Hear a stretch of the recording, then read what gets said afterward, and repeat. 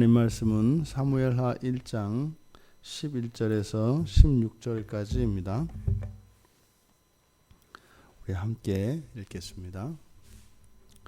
이에 다윗이 자기 옷을 잡아 찢음에 함께 있는 모든 사람도 그리하고 사울과 그의 아들 요나단과 여호와의 백성과 이스라엘 족속이 칼의 죽음으로 말미암아 저녁 때까지 슬퍼하여 울며 금식하니라. 다윗이 그 소식을 전한 청년에게 묻되 너는 어디 사람이냐? 대답하되 나는 아말렉 사람 곧 외국인의 아들이니이다 하니 다윗이 그에게 이르되 네가 어찌하여 손을 들어 여호와의 기름 부음 받은 자 죽이기를 두려워하지 아니하였느냐 하고 다윗이 청년 중 한 사람을 불러 이르되 가까이 가서 그를 죽이라 하매 그가 침에 곧 죽으니라. 다윗이 그에게 이르기를 내 피가 내 머리로 돌아갈지어다. 내 입이 내게 대하여 증언하기를 내가 여호와의 기름 부음 받은 자를 죽였노라 함이니라 하였더라. 아멘. 아말렉 군사, 아말렉 병사를 통해서 이스라엘의 패전 소식과 사울과 요나단의 죽음 소식을 듣게 된 다윗. 그의 반응은 그가 가지고 있는 이스라엘 공동체, 그 이스라엘 공동체의 관계성이 어떠한 것인가 하는 것을 우리들에게 알게 합니다.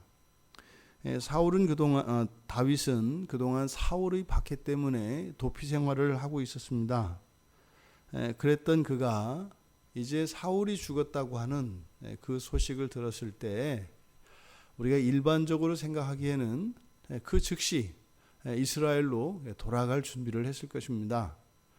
그리고 어찌하였든 뻔한 거짓말을 하고 있는 그 아말렉 병사에게 상을 주든지 자리 하나 주어서 격려하고 받아들이면 될 일입니다.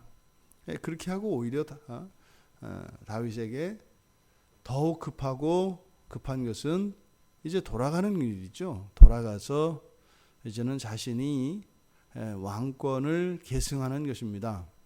그게 이제 자연스러운, 그러니까 일반적인 우리 세속사라고 할 수 있습니다. 그런데 지금 이 성경에서는 다윗의 반응이 그렇게 일반적인 그런 상황에서 벌어질 듯한 일반적인 그런 상황과 다른 반응을 보입니다. 그래서 11절에 이에라고 하는 이 말이 바로 이 소식을 듣게 된 다윗의 태도, 다윗의 반응이 어떠했던가를 이제 보여주려고 하는 것인데, 사울이 세웠던 사울 왕국의 성격과 이제 앞으로 다윗에 의해서 이끌려지게 될 다윗 왕국의 성격이 다르다는 것을 여기서 보여주고 있습니다. 다윗의 반응은요, 슬퍼하고 울며 금식을 합니다. 옷을 잡아 찢는 것은 아주 큰 슬픔, 큰 애통을 나타내지 않습니까? 그 이유가요, 자신이 이제 돌아갈 그것보다 그 전쟁터에서 쓰러진 이스라엘 백성들과 사울과 요나단의 죽음에 대해서 슬퍼하고 우는 일이 먼저라는 겁니다. 사울은 슬퍼하고 울기는 고사하고 짐 챙겨서 먼저 떠나고 나머지 사람들은 잘 정돈해서 뒤따라와라 했을 것이 사울 왕국의 성격입니다. 근데 다윗 왕국은요, 먼저 슬퍼하고 우는 것이었습니다. 지금 다윗이 이 아말렉 병사에게 너는 어디 사람이냐라고 13절에서 이렇게 물어보는데, 이것을 몰라서 묻는 것이 아니죠. 왜요? 이미 이 소식을 전한 이 청년이 자신이 아말렉 사람이라고 하는 것을 앞에서 밝혔기 때문입니다. 근데 여기서 지금 너는 어디 사람이냐? 사실 이게 무슨 의미인지 알면은 이 청년은 소름이 끼치는 거죠. 그러니까 너는 어디 사람이냐라고 하는 이 말의 의도는 뭐예요? 네가 무슨 짓을 한 줄 아느냐? 이렇게 묻는 거죠. 네가 무슨 짓을 한 줄 아느냐? 아말렉 사람으로서 어떻게 여호와의 기름 부음 받은 자를 사실 죽인 것도 아니잖아요. 죽였다고 얘기를 하느냐 이 말이에요. 이 아말렉 병사가 여기서 죽임을 당하는데 그 죽임 당하는 이유는 무엇이에요? 사울을 정말 죽였던 것 때문에 죽이는 게 아니에요. 사울을 죽일 수 있다고 생각한 그 생각 때문에 죽임을 당하는 거죠. 기름 부음 받은 자를 죽인 것은 그만두고 그렇게 거짓말할 수 있다고 하는 그 생각 때문에 이 아말렉 청년은 그 자리에서 즉결 처형이 됩니다. 지금 다윗이 이 아말렉 청년에게 이야기하기를 그렇게 죽는 것은 너에게 책임이 있다 이렇게 얘기를 합니다. 왜요? 네가 그렇게 했기 때문에가 아니라 네가 사울을 죽였기 때문에 너의 행실로 말미암아 너의 악한 행위로 말미암아 네가 여기서 죽는 것이 아니라 16절에서 뭐라고 해요? 내 입이 내게 대하여 증언한 것 때문에 죽게 된다 이렇게 이야기를 합니다. 우리는 우리의 생각과 말을 이렇게 분리시키는 경향이 있습니다. 내 속마음만 그렇지 않으면 그냥 이런 말을 해도 되는 것으로. 그런데 지금 성경에서는 그의 행위는 일어나지 않았지만 말한 것이 곧 행위를 일으킨 것과 동일한 것으로 여기고 있다는 겁니다. 그래서 우리들이 말을 조심해야 합니다. 성경에서 이 말의 중요성을 얼마나 강조하는지 몰라요. 그러니까 잘못된 언어 습관이나 또 마음에 없는 이야기들을 나의 진의가 아니고 본심이 아니니까 괜찮다라고 하는 이런 언어 생활에 있어서의 습관을 우리가 주의를 기울여야 한다. 그것을 알 수 있습니다. 어찌하였든 지금 다윗이 그를 죽이도록 함으로써 이 다윗 왕국의 성격을 여기서 보여줍니다. 구약에서 이스라엘 공동체는 신약의 언어로 교회라고 할 수 있습니다. 교회라고 하는 이것은 구원받은 백성들이 모여서 하나님을 예배하는 것이죠. 그리고 하나님이 왕이 되어주셔서 하나님의 통치를 받으며 살아가는 것, 이것이 이스라엘 공동체이고 신약의 교회입니다. 구원이라고 하는 것은 바로 그 교회를 이루게 되는 것이고, 지금 다윗에게 있어서 개인적으로 구원은 이제는 도망자의 신세에서 이스라엘 공동체로 복귀할 수 있게 된 것, 이것이 구원입니다. 그런데 이스라엘 공동체의 입장에서 구원은 이제는 정말 하나님이 기뻐하시는 사람을 왕으로 가지게 된 것, 이것이 이스라엘 공동체의 구원이겠죠. 그런데 바로 이 다윗을 통하여 이스라엘 공동체의 성격이 어떠한 것인지 보여주고 있는 겁니다. 뭐라는 거예요? 교회의 관계성의 회복이죠. 사울 왕국은 가지지 않았던 것입니다. 사울은 오히려요, 자신의 명예와 영달을 위해서 이런 관계성을 깨트리는 것이 사울 왕국의 특징이었습니다. 기름 부음 받은 다윗을 평생 동안 죽이려고 쫓아다녔던 이 사울에 비해 오히려 자신을 죽이려고 그렇게 혈안이 되었던 사울의 죽음을 슬퍼하는 일이 왕국을 회복시키는 것, 자신의 명예를 회복시키는 것보다 우선하고 있기 때문입니다. 교회의 관계성이라는 것은 어떤 경우에도 끊어지지 않는 절대성과 영속성을 가지고 있습니다.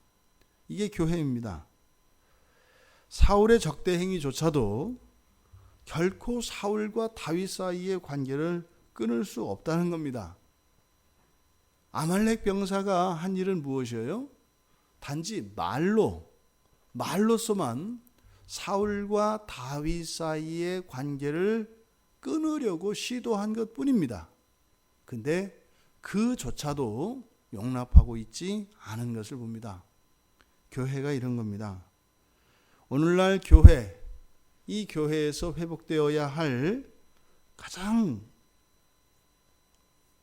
우선시되어지는 부분이 바로 이 관계적인 측면입니다. 교회의 관계는요, 절대적이고 영원합니다.